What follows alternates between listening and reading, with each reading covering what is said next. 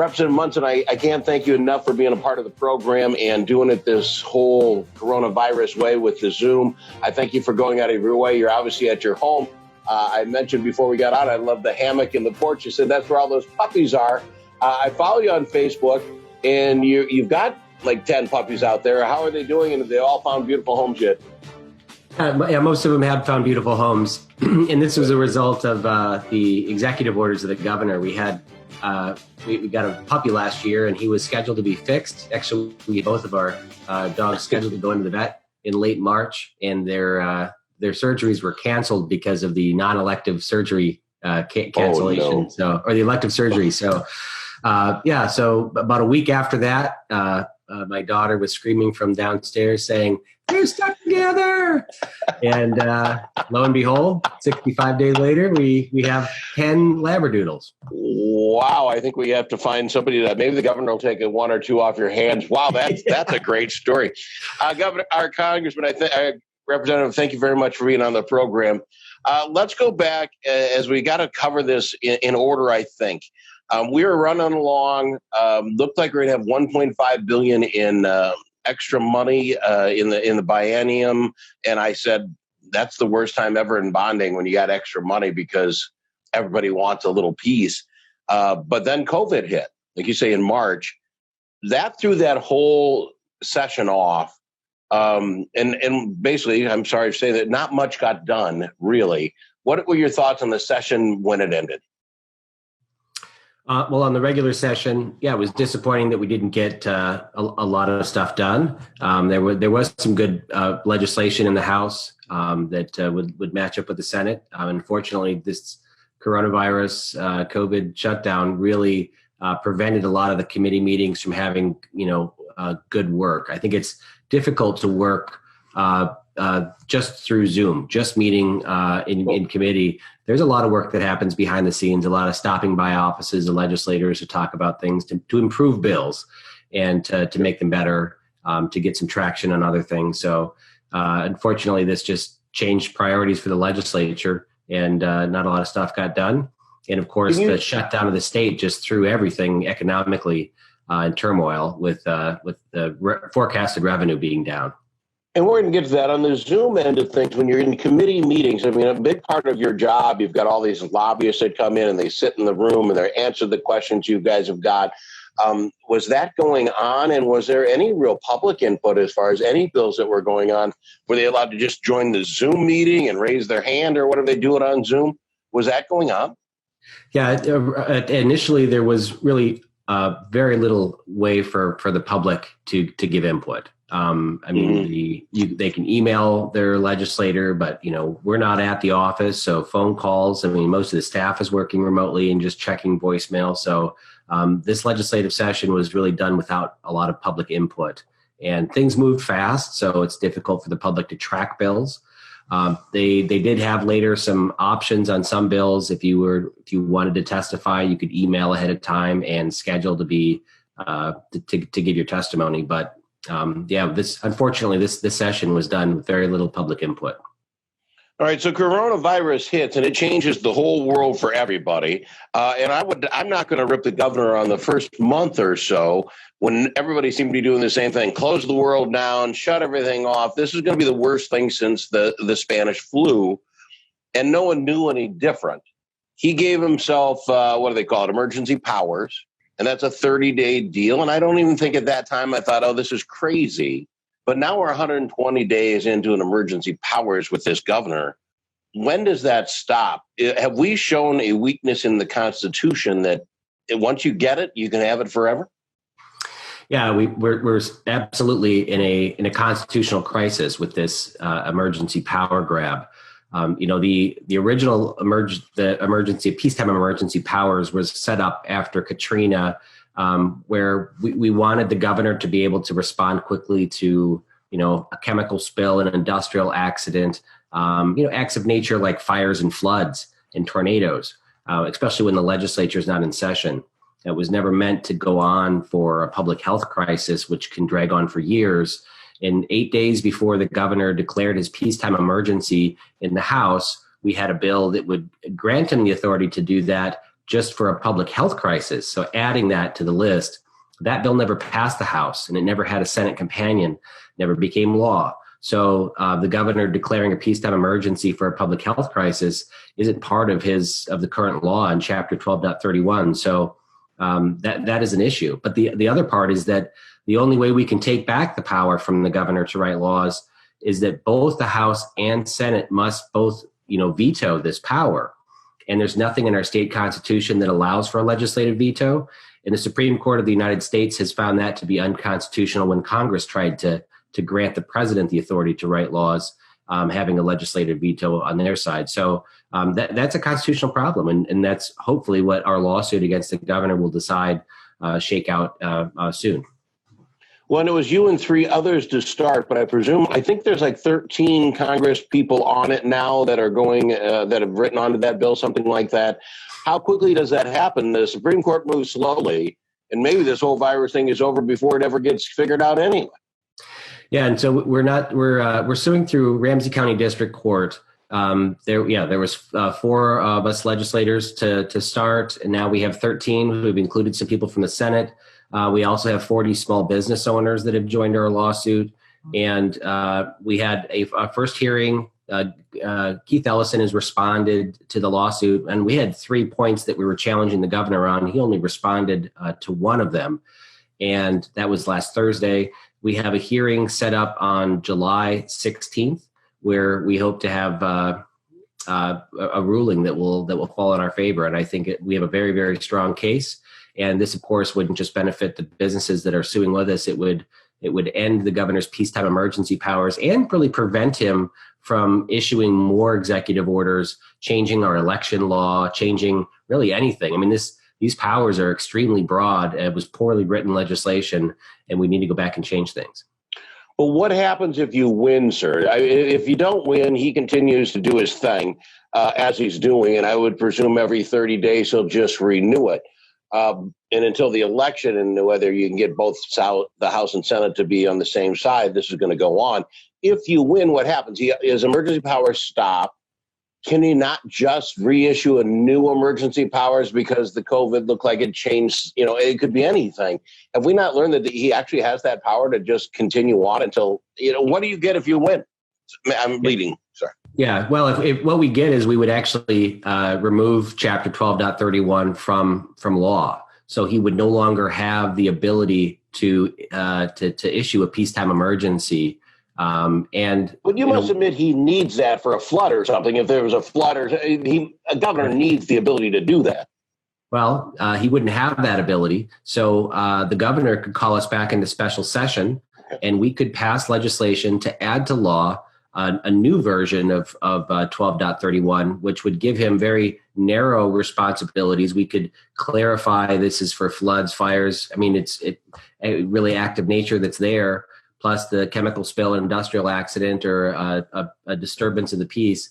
And we could then require that the House and Senate must positively affirm his powers within 30 days or within 15 days, as opposed to now where it's the opposite, where we have to veto him. Because right now, if the Republicans control the Senate, they have no power to stop it if the Democrats have the House. And so this really should be done correctly by having positive affirmation from both bodies. And quickly, how soon do you think that'll be figured out?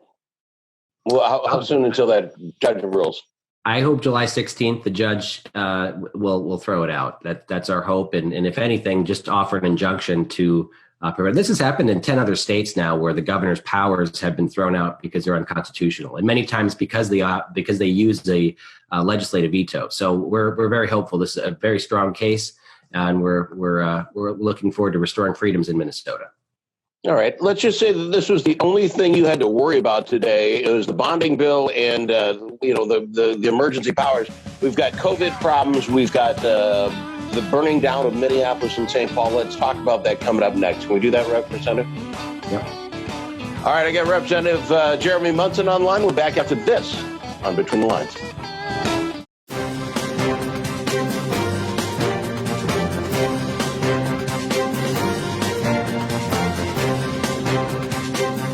Welcome back to another Between the Lines via Zoom. Representative Jeremy Munson doing us a pleasure of being on this weirdness. He's representative from 23B. Representative Munson, where exactly is 23B for those that wouldn't know? Yeah, I represent most of Blue Earth County, so just parts of Mankato, but the rest of the county, Watonwan County, Waseca County, and parts of LeSueur County in southern Minnesota. All right, I thank you very much for being on the program. COVID hits, it hits hard. I don't think anybody knew what was going on. The president, like him, don't like him, and I don't know how they split up the money, but basically Minnesota got about $2 billion in emergency fund. I don't know if that's called the care package. I think it is. And we got $2 billion. As emergency powers are going on with the governor, I think he wants to spend that money, but spending comes out of the House and the Senate. Where's that money sit? As I understand it, it hasn't been distributed. Yeah, there was a significant amount of the CARES Act went directly to Hennepin and Ramsey counties, and the $841 million for the rest of Minnesota is still sitting in the legislature waiting to be appropriated. There was an agreement between the House and Senate to give that money to counties and to towns. And all of our local towns here would have received about $75 per resident of that town.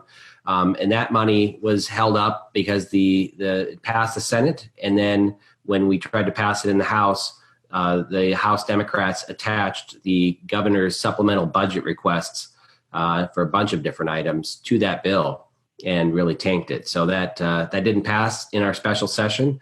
And now it's either, unfortunately, because of the governor's executive powers, he can just write a check and appropriate it however he wants. And has he led us to believe where that money is going to go and what he's going to do with it? Is he going to take the idea that the legislatures had a decent plan figured out if you took out the police reform they threw in and say, hey, let's just go that way? Has he said anything about what he wants to do with that money?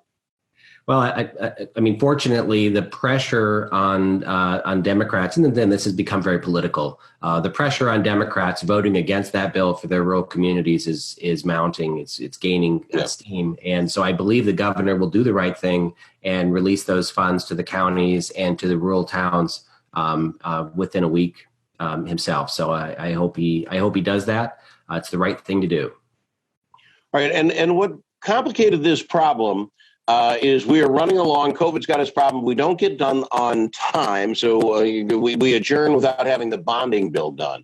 But a police officer in Minneapolis, a fool, a criminal, he does an act, a heinous act that I've not heard one person defend the act of what happened. But the city of Minneapolis and now St. Paul, and it is spreading out across the country, are burning because of that act, if you will. What is the state's responsibility in that? What is it we should have done differently, or can we do differently that this doesn't happen again? Yeah, it was a tragic event what happened, and of course, it's just the repercussions are spread around the world for people's anger and frustration. I think that we can work on allowing police departments to terminate bad police officers, and I think that actually applies to really all public employees. We have really strong unions in Minnesota that offer protections for people that when they're terminated, they can drag things out, and there's a high percentage that the people end up back in their jobs. And so removing mandatory arbitration is something that I think people on both sides have been discussing, and I think that was something that was offered by the Senate. To remove mandatory arbitration and to allow cases to go through an administrative law judge, which might be more fair and not judged on whether or not they send half of the terminated people back into the jobs. That would be helpful. I think having some reforms to allow police to get rid of bad actors would be helpful to police reforms in Minnesota. And I think there's some other things we can do too, but I think most of them should be done locally and not at the state level where we have a top-down mandate for all police departments in the state. Well, and I think that's what I want to get at is these are contracts between each of these cities, these municipalities, and that union on how they want to handle their internal workings. Now, and I just used Minneapolis. Evidently, that the idea that the city would push back and say, no, we want the ability to get rid of bad cops is not something they've pushed very hard on. Maybe they're saving money on retirement funds or how much they're actually paying their police officers. I don't know. But obviously, that's not become a mandate that they would have that power back to the city. Is it a place for the state to do that? Outstate Minnesota, I'm just throwing this out here. It's a blanket statement, so I'm probably they'll find somebody that's wrong. I don't think most of us have a problem with our police force like they have in Minneapolis and St. Paul and some of those larger cities with larger forces. Yeah, I mean, I think in rural Minnesota, overwhelmingly, we support our police. And, you know, I'm open to reforms for police departments, but we have to understand when mandates for body cameras and things come down in our small communities where we have, you know, 5 people on staff at the police department, for them to have a full-time IT person to handle the technologies that are being required from the state level, it just isn't financially possible. And that's going to cripple a lot of the small police departments where we've seen cities in rural Minnesota actually get rid of their police force and then rely on the county for policing efforts where, you know, where I live, it takes, you know, 35 minutes for the police to arrive if you call 911. So I think we should be supportive of our local police departments and allowing the local community to decide what changes should be made for each town. I'm going to have to go to another break, but before I do, I just want to ask you this. It's one of these things like the no chokehold, the barring chokeholds. On the outside, I'm like, okay, that makes sense. If the police are willing to say, okay, we'll throw you down another way, unless the police, it's not my business. I don't do it, so it doesn't bother me. They want to get rid of it. But it's really one of those things where government jumps in and says, see, we should do this. It had nothing to do with the Floyd death. It wasn't a chokehold. He put his knee on his neck. You know what I'm saying? We're fixing a problem that didn't start this whole thing off. Yeah, and you know, I can't speak from authority here because I'm not a police officer, but understanding that they're trying to remove some of the training, some of the self-defense trainings that police officers use, and keep in mind that's most of them are supposed to be intended on non-lethal force. If you're leaving the police officer with nothing but his firearm or her firearm, then you're going to have perhaps more deaths. So I think I do believe we shouldn't be allowing the chokehold. I think it's been banned in a lot of places, but we also have to understand what options are available to them to subdue suspects. I like it. Thank you, Representative. Stay right there. When we get back, I'll ask what exactly we can get done, because I presume you're going back to another special session, and we'll talk about it. We'll cover it up next on Between the Lines.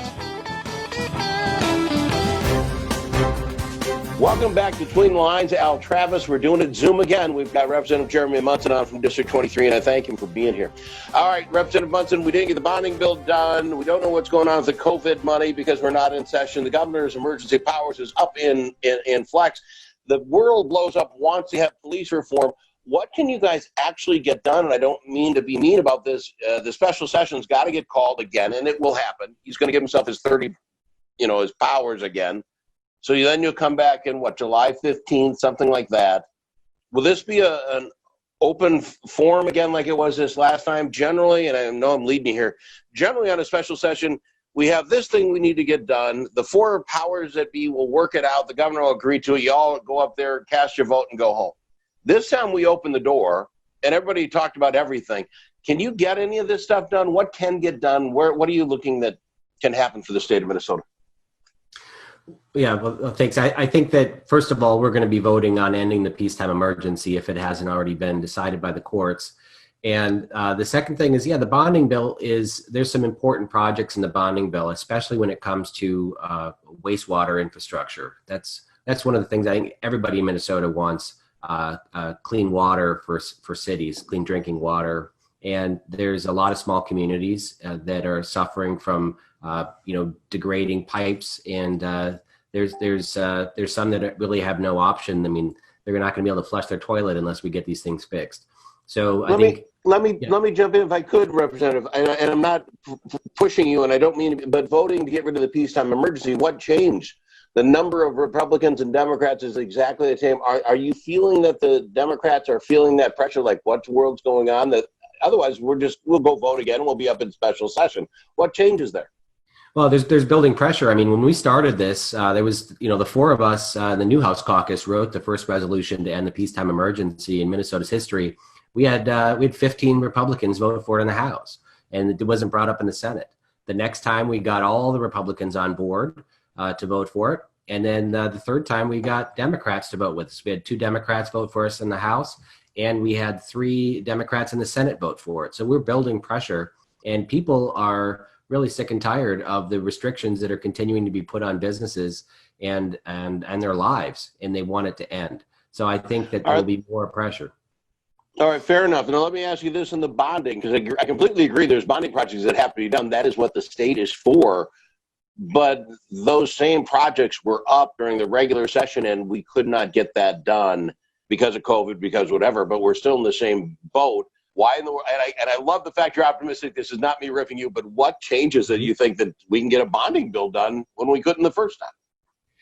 Well, I mean, I would absolutely love to break the bonding bill up into 4 or 5 different bills. I'm a big advocate for single subject bills. I hate these big omnibus bills. And when they put good projects in there and are good, categories of projects, and then they pile on all of the junk and the pork and the unnecessary, and they're not a need of the state, they're a nice to have, and they pile those on the top in order to buy votes to pass the bill, then it's wrong. I think we can all agree on transportation and wastewater infrastructure should be 2 separate bonding bills that we could all agree on to get done as priorities for Minnesota. We have a significant budget deficit now that we need to make up, so we have to make significant cuts. And that's going to be coming up, next January when we go back into session. But for the bonding bill, I think we should get some essential projects done for the state, and not a bunch of the wish list items for. I love your optimistic view, sir, because maybe folks know or don't, but for bonding, you got to get 60% of the people to agree. So then there's always folks wanting a rest stop with gold-plated toilet fixtures or whatever. There's always going to have that. I want one last question for you before we go. This is a election year, and it's different than most because it ends in a 0. Everybody runs. You House guys get used to running every 2 years. Senate guys got to run. This confusion, if that's a good way of putting it, how do you see this affecting the election in Minnesota in general? Is everybody going to just hunker down, everything stays the same? Or are there people in play that say, this is not what I want for my Minnesota? Well, I think that this year, this COVID crisis has engaged a lot of people in politics. I always talk about people get involved in politics when they're touched by government.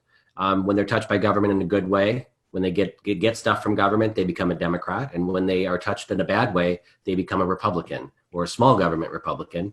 And there's been a lot of people in Minnesota that have been touched by government in a bad way this year. Salon owners that maybe never voted before were shut down by the governor, and they were engaged. And now they're frustrated, and they want government out of their business, out of their lives. And that will help our cause on the conservative side. So we'll be engaging a lot more people this year and having some honest discussions about what freedoms are and what liberty is and what our Constitution means. All right. Representative, I thank you very much for being on this program. You've always done it for me. You do it on the radio as well. You're very fair to be on with your time. I thank you for that. I'm going to thank these folks, and I'll give you 30 seconds of the box. I thank Minnesota Communications, Cable Communications Association for doing this whole thing for us. Wouldn't be here without them. Innovative Marketing Techniques, Bethlehem Lutheran College, Comcast, Mediacom. I thank you for watching. Representative, give me your best 30 seconds on the box. Well, it's been my absolute pleasure in serving District 23B in southern Minnesota. Being in the minority is tough when you're trying to get stuff through. So I've been engaging with people statewide to bring awareness to issues, single subject bills, healthcare price transparency, Second Amendment rights by engaging counties to pass Second Amendment sanctuary county resolutions so that we can actually get some things done and put pressure on the legislature to hold them accountable. And it's been my pleasure to serve, and thank you for having me on, Al. Representative, again, I thank you for being on the program. My 30 seconds of the box. It's gotten weird with this whole COVID thing. We do this TV show like this because of all the things you got to clean and wipe up and take care of if you're going to be in a group. It's nuts out there. Let's hope this thing ends sooner than later. We'll see you again next week on Between the Lines.